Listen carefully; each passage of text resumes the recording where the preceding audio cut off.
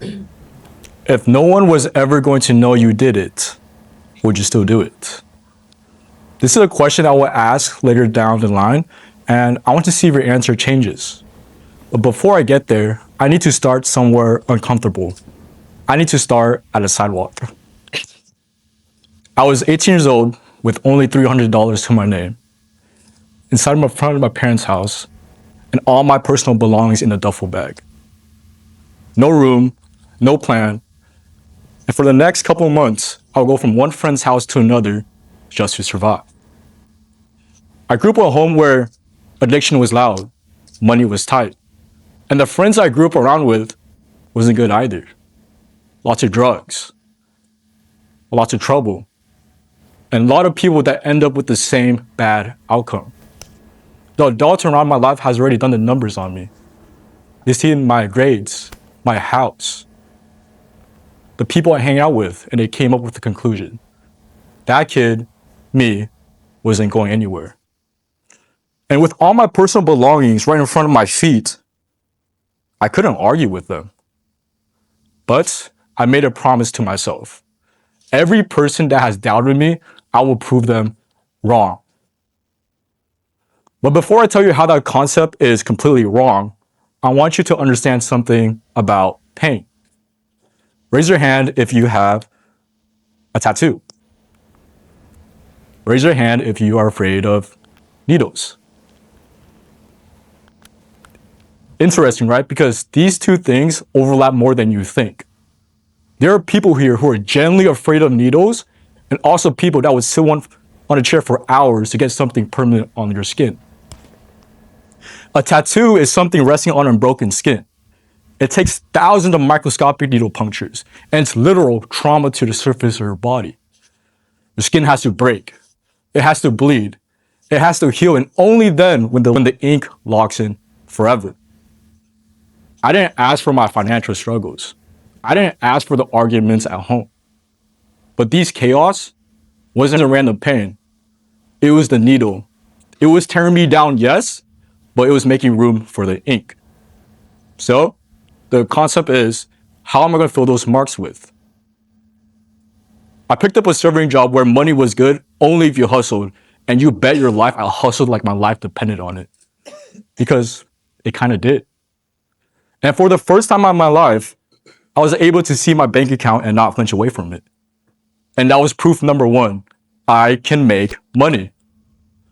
I enrolled into community college, pre-med track. I wanted to become a doctor.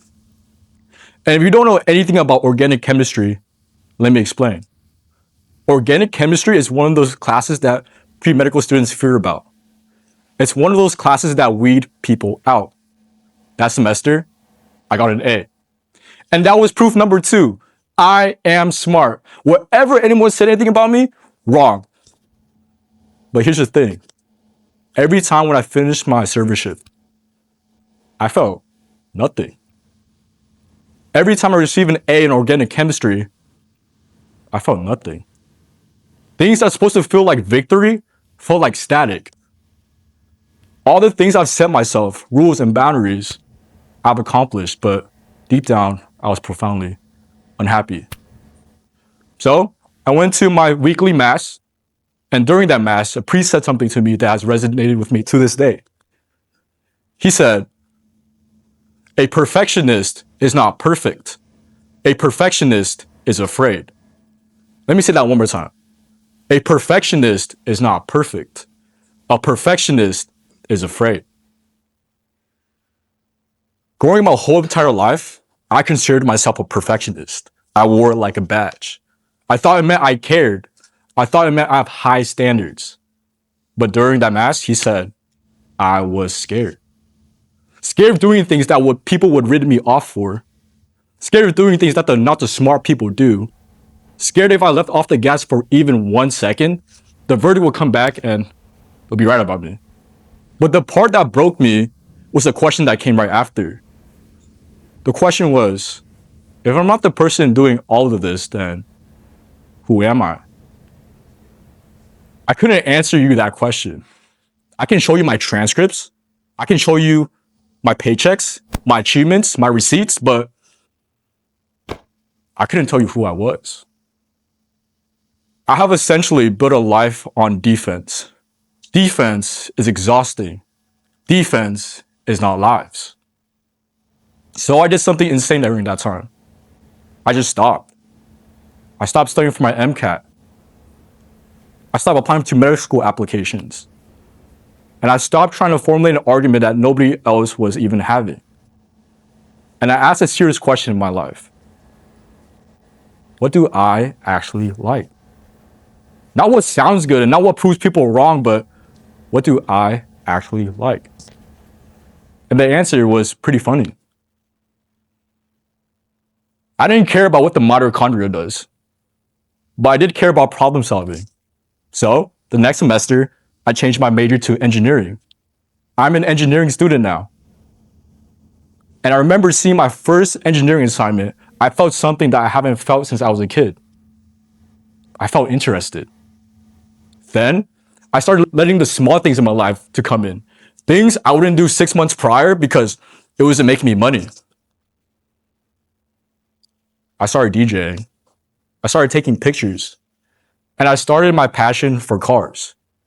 These things aren't proofs, and these things won't be able to prove my doubters anything. But that was the point.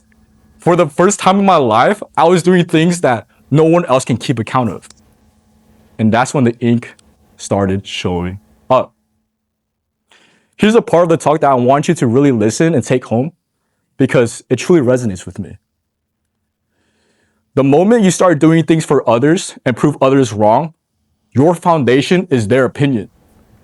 When you do things to prove or showcase to your friends, your family, your partner, your foundation is still their second lives.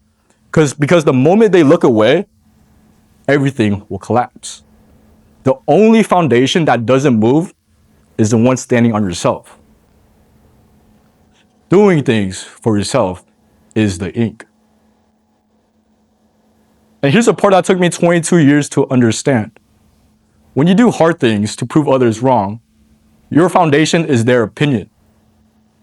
Proof of purchase of things you're trying to sell to others that wasn't shopping in the first place. You're not the person they're going to praise. You're the receipt. The moment I stopped collecting receipts and start collecting things that matter to me, the floor stopped moving.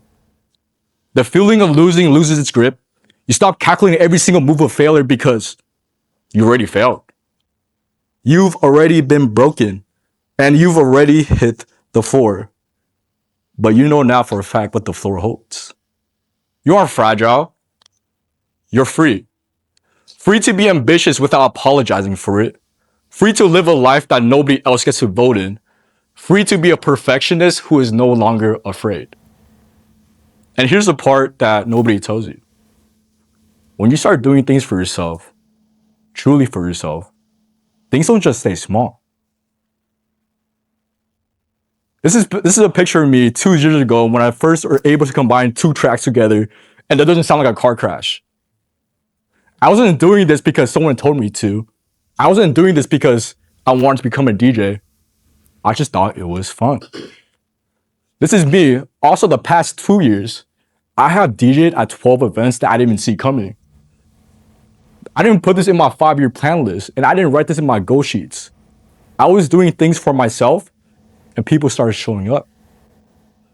Let's go move on to photography. I started photography because I just wanted to see things in a different light. I wasn't trying to start a business. Now I'm shooting a whole graduation class this season, real clients, and I built a business sideways while working on something else. Now let's get to cars. I got into cars because I wanted to learn how to drive manual. Then that curiosity went from learning how to drive manual to how to do an oil change. That curiosity from changing oil to changing a brake pad. I wasn't doing this because somebody told me to do it. I just did it because that was fun. And I had an idea in my mind. If I can fix it, I can flip it. And that's what I did. I would buy a car that someone would neglect, buy it for super cheap. Analyze it, bring it home, fix it, flip it, clean it. I've done that 10 times. But here's the part that nobody tells you. When you stop trying to become impactful, you become impactful. The energy you try to attract finds you when you stop chasing it. I know what some of you guys are thinking. That sounds great, but where do I start? So raise your hand if the first thing you do in the morning before you get out of the bed is to check your phone. Yeah, most of us, right? But here's the thing. When you do that, you're basically handing the steering wheel to 1,000 other strangers. You're already indulging into their opinions, their crises, their lives, their wins, their bodies, before you even spent 30 seconds on your own. So here's the part that I want you to do. The next morning, don't pick up the phone. Make your bed. It only takes 90 seconds. And while you're making your bed, ask yourself this question. What am I going to do today that's just for myself? That's it. That's the practice. One question every morning before the noise. If no one was ever going to know you did it, would you still do it? I asked this question again when I was in front of my parents' house on that sidewalk, and the answer is, I didn't know. I asked this question again after every single my serving shift, and the answer is no. I asked this question again when I got an A in organic chemistry, and the answer is still no. But I asked this question again when I was combining two tracks together, taking a picture, working on my cars. And the answer is yes. That yes is the only thing that truly belongs to me, and it's the reason why I'm standing here today. And here's the truth about the marks you carry. A wound is something that happens to you. You didn't ask for it. You didn't design it. It was put on you without your permission. And some of us would just hide it. A tattoo is something you own. You don't always get to ask when the needle comes. Nobody does. And some of you guys are out there right now are carrying needles you didn't even ask for in the first place. But I want you guys to listen to me. That part was never your fault. It never was. But here's what's yours. You're able to choose what the marks you can do with those marks. You either hide it for the rest of your life or a story you wear on purpose. You either apologize the hardest thing you do, the hardest chapter you do, you apologize for it, or the thing that makes you who you are. That's the choice. That's the choice that's really up to us. And here's the thing. The needle doesn't stop coming. I'm not standing here up today to tell you that I have figured everything out and now everything is easy. The hardship keeps coming. And for me, when it does, I still have the same temptations when I was at 18 to start collecting receipts again. So here's a piece of advice that I truly trust and I truly believe. When the next needle comes, and it will, keep doing it for you. Not for the people that haven't met you yet. Not for the people that doubted you. Not for the people that loved you. Not for the people you were trying to win an argument that's written you off. For you. Even when nobody's watching, even when it'd be easier to perform than to live, keep building the things only you can see. And here's the thing that I wish somebody told me. All these marks I carried, I would never give it away. The sidewalk, the duffel bag, the $300, the server life, the organic chemistry, the moment when the priest broke me open with only one sentence. None of them. Because those adversities made me who I am, and I want to keep them. I didn't get to choose my marks, but I choose what to fill them with. I filled them with the very thing that broke me open. Adversity is my favorite tattoo. Thank you.